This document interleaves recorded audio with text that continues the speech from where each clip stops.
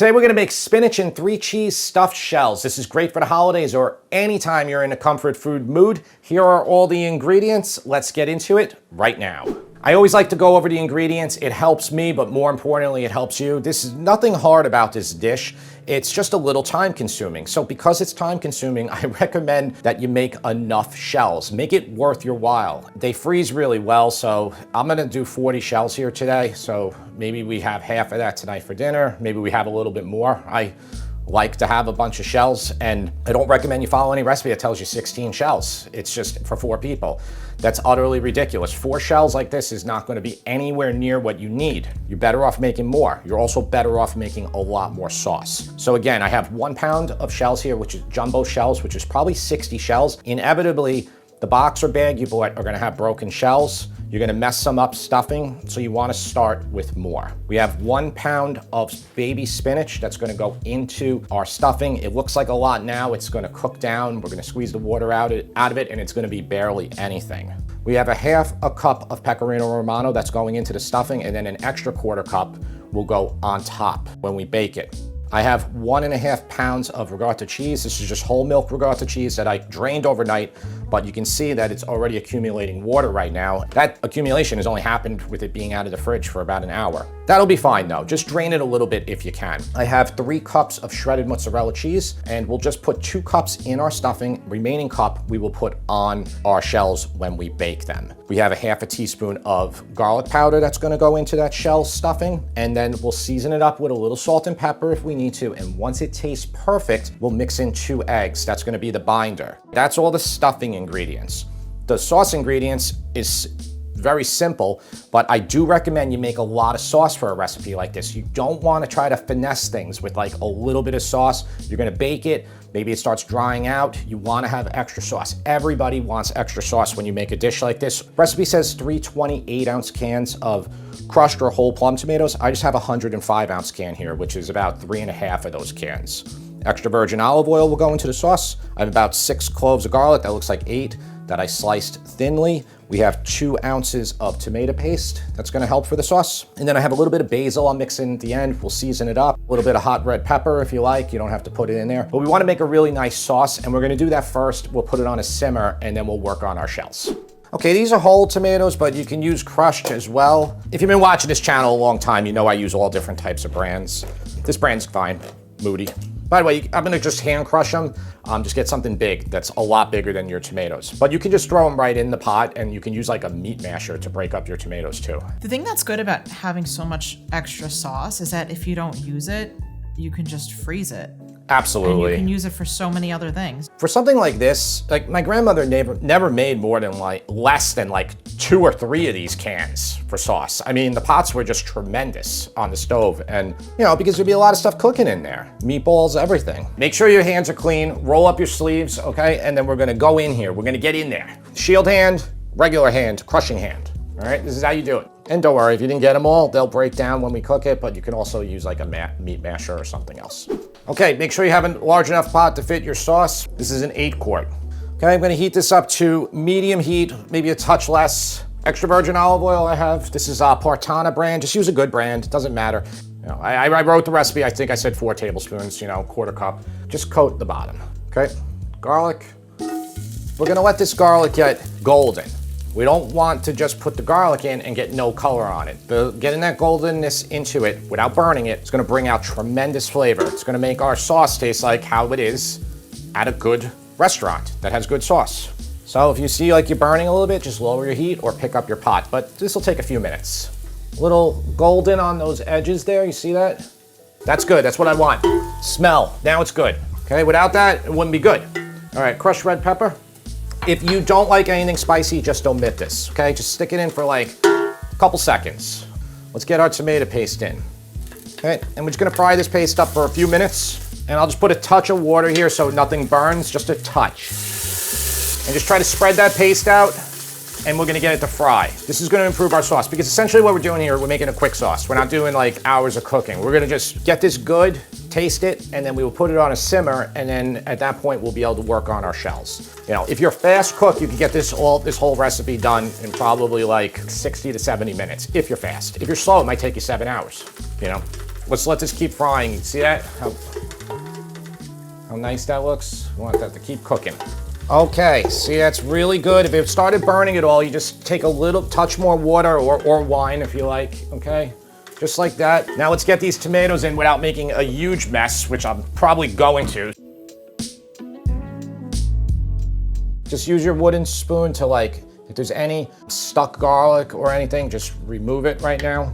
So like a little bit of water in the can. You could also put water in your container that you just had to. Okay, we're gonna bring this up to a simmer now. About medium, touch more. It's starting to bubble a little bit. What I recommend you do is just bring it to a little, like a lively simmer. I just wanna like expedite this process because I got one burner here. We're gonna start with the shells, but get it to a lively simmer, then that's it. Just keep it low, okay, like very low. The lowest your stove will go, you could just put a pot to crack it. Right now, these tomatoes, and whatever brand you buy, it's going to be different. And the product you use too, you're using crushed, or you're using whole, or you're using passata, like everything is gonna give you a little bit different result. But this right here is fairly thick right now. I just tasted it, it needs some salt. This is Diamond Crystal kosher salt, so it's less than a teaspoon. Mix this in. We'll have a chance to taste this sauce again before we lay it down for our shells. And then I have some beautiful basil leaves here. You can just take like most of this, like just this whole stem area here, you can just drop it in. So you can just fish this out in a few minutes. This will just flavor it nicely for now. And then you can add more later if you like. A lot of times these cans of tomatoes, they stick a few basil leaves in there, you know, to flavor it. But that'll be nice. We're not gonna put oregano in here. We're not gonna open our spice cabinet. We're not gonna do anything like that. We got a nice, delicious tomato forward with garlic, essentially a marinara. I'm gonna take this off to the side on low. Remember, lid cracked, that's it. And then I'm going to bring back another pot. I'm gonna bring this to a boil. This is going to be for our shells and our spinach. Okay, my water is boiling. We're gonna boil our spinach in here, our 1 pound of spinach, but we're gonna also cook our shells. Keep that in mind, do not drain your water after the spinach. Okay, I'm gonna put about 2 tablespoons of salt in here. This is Diamond Crystal, so you know if you're using regular salt, it'll be saltier. Spinach, I know it looks like a lot, but it won't be soon. Let's just get it all in here. 30 seconds, a minute here. We're just blanching the spinach. Spider, get one of these. Really good tool. We're gonna get spinach out with this. I have right here this colander and I have a bowl. Just let it drain for the most part. These shells you gotta boil like 3 minutes less than al dente. So whatever brand you buy, it'll give you directions. A lot of them will actually tell you now to do it a lot less because you're gonna be baking it. These are a Barilla brand. These are actually larger than the other brands that I have. I have the Checo inside. I have a fancier Italian one, and their jumbo shells are like almost half the size of these. So even though they're better quality, these are the ones I would go with. I prefer them more, the larger ones. Gentle, gentle. Okay, now you just gotta stir it for a second so they don't stick. This is actually, for something like this, will be one of the times that like you can put a drop of oil in there. You just don't want anything to stick. All right, so Tara, can you set the timer for 6 minutes? I can. This is what I'm doing them for. So if you use the Barilla brand, go for 6. This is an easy way to do it. I have 2 clean kitchen cloths here. These are like a little sticky, so if you have one that are like a non-stick, you can leave them on here the whole time. But what I do is I put them on here, let the water drain after a couple minutes, and then we'll just switch them to a parchment paper lined sheet. And then our spider, just very gently get in there, and you know, you'll have broken ones. That's just the cost of doing business with these. Okay, and just try to spread them out. You could try to like tip it a little bit to get more water out. This is why I definitely recommend making substantially more than you're gonna eventually stuff. So here is what we have. And again, just a couple minutes and then we'll switch them because they will stick. Just let the water come out and just start getting them over here. I would go after your, you know, the ones that look the best right away. But obviously the ones that are open like this are gonna make your job a lot easier. We're gonna make the stuffing now. Okay, the one ingredient I forgot to tell you about, parsley. So about a 1/2 cup to 3/4 cup. We just wanna make this like stuffing like fairly green, and parsley gives a wonderful flavor to it. So I had this draining for that whole time when we were doing the shells and everything. You can like kind of force it through your strainer also. This is just one of those clean cloths that we just used. So this will be perfect. You know, you can tie this up like this, and then you can just squeeze more water out of it. Like I halfway filled up that bowl. And then after all that, that's what we're left with from 1 pound of spinach.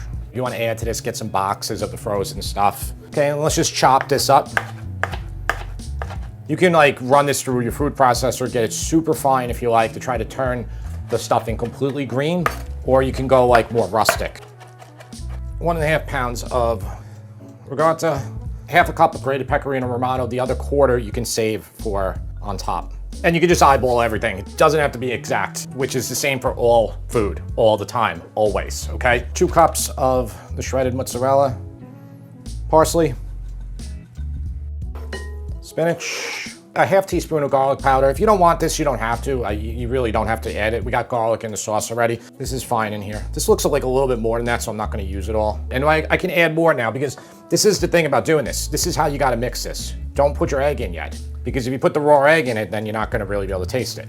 I wanna really get this completely blended here. So this is really what you wanna do here. Now, pecorino is very salty, so let's see. You need salt. You don't put basil in there, do you? No, but you can.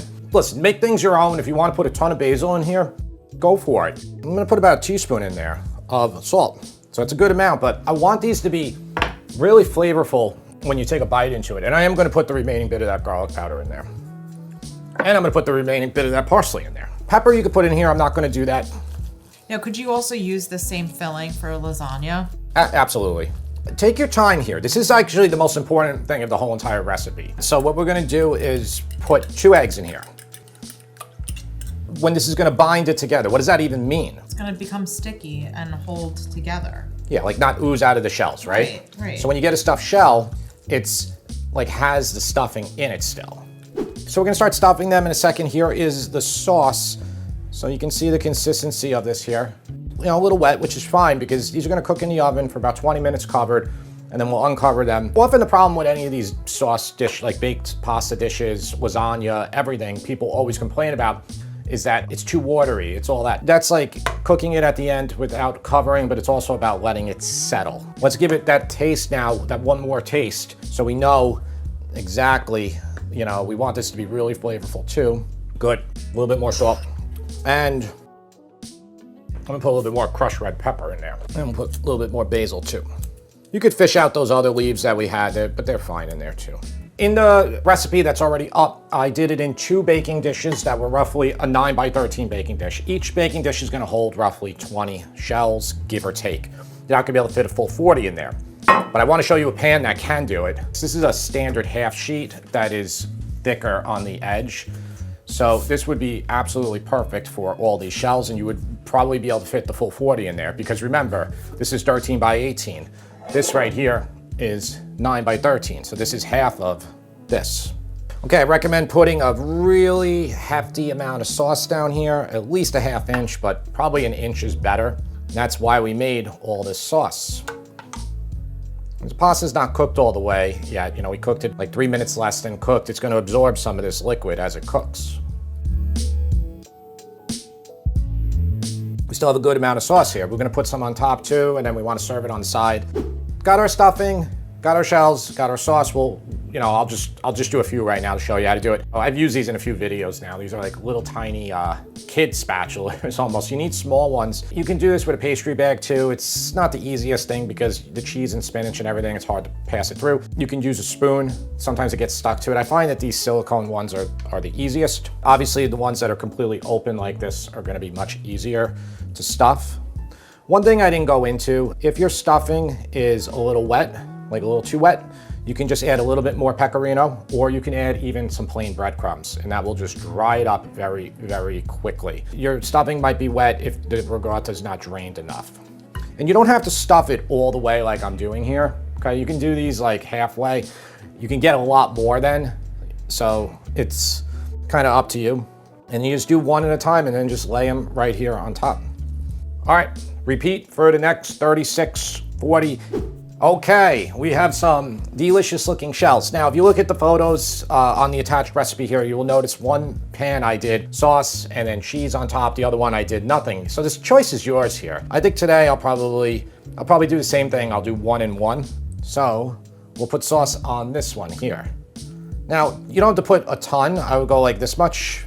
I feel like it's better, like if there's not too much sauce, then you can always add it after it's baked. Because It's when true. there's not, I like my shells to be crispy.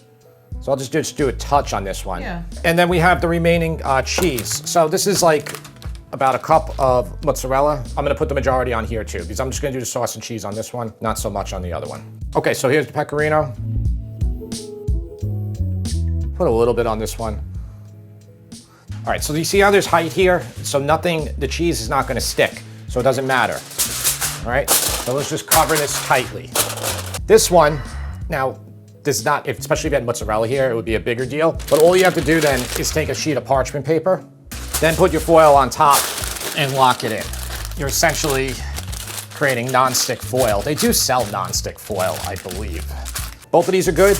We're gonna put these in a 400-degree oven for 20 minutes. After that time, we're gonna remove the covers, and then we will let them cook for another 10 to 20 minutes until they get a little bubbly and crispy on top. You can broil for the last minute or two. If you like it like Tara does, really kind of like crisp, you can do more on that. Some people don't like it at all. You know, some people, when I made this the other day on the story, people told me, they're like, you dried them out, Jim, you burnt them, you know? So it's like really purely a personal preference, okay? As those are cooking, this is what I had left from 1 pound. So these are good, like this is good. Now you could save these, you could do something with them. You can make like any type of pasta sauce, whatever. A lot of them were just ripped. So like these are the ones that we didn't use, but these are still fine to use for something else. Final tally of amount of shells, we got 38. 38, and we used up all the filling. Recipe says it'll make 36 to 40. One more thing before I said, you know, I was making fun of recipes that have 16. Look, that is appropriate if you're going to serve this as like your very first course and you're having like a big pork roast or something else later on. But if you intend to make this as a dish for people, they will 100% need more than 4. Probably 8 for a normal sized person. If they're my son, probably like 15, you know, so keep that in mind. Okay, so these are out of the oven. You can see they look very different. I'm gonna tell you why, because this is mozzarella on top, which, you know, there's water in mozzarella. So, and you know, you're putting it in there, you're baking it. This is keeping it wetter. I also put more sauce in here. I actually prefer it this way. Some people might prefer it this way, which is more on the dry side. Either way, it doesn't matter because we have more sauce. The problem would be if it's too wet, then you would just cook it a little bit longer. But remember, for all these dishes, lasagna, manigot, anything, you need to let it sit. It will reabsorb, okay? So just let this sit for 10 minutes. It's not gonna get cold before people eat it. Taste tester James is sick, out of commission for today, so there's no way he could have been taste tester. Do you want a little bit extra sauce on that one, or do you want to leave it? You know what? There's plenty of sauce on the plate. This is the drier one. Drier one. Which are the ones that I said before that I think I like better. Yes. Because I like the crispiness. So first of all, what do you think? The sauce tastes good? You want to taste the sauce by itself? Yeah. Okay. Sauce, always make extra sauce. I know I said it about 20 times. So I'm eating my words because as much as I like the crispiness of the pasta, the flavor and I guess just the overall experience is better with the saucier, cheesier shell. I agree. It's really good. I do think these look better, but I think the other way tastes I wish better. it could be crispy with all the stuff on it, but I know that that's you can broil kind of it. hard You can broil to it do. aggressively and do it. Yeah. The sauce is a 10.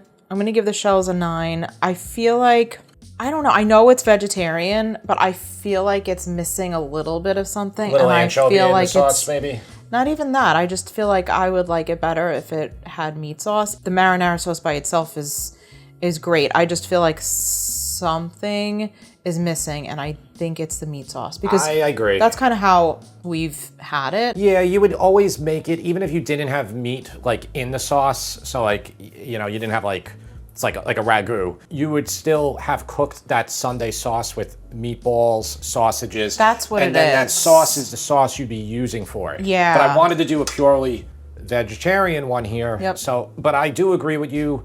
The other one is far superior. That's like, I'm not saying I want to bite into like a whole bunch of ground beef in my shell. That's not what I mean. It's the flavor. The flavor. Does that make sense? Yeah, I mean, this is like, essentially what this is a quicker version. Because if you're gonna do the other one, that's gonna be with a sauce that's cooked all day. Yeah, yep. This one you could probably get done, I think, if you're fast, in 60 to 90 minutes. Really good. Well, anyway, you're probably watching this for the holidays. We hope you have a great holiday. We hope you make it. Let us know if you make it, and We'll see you next time.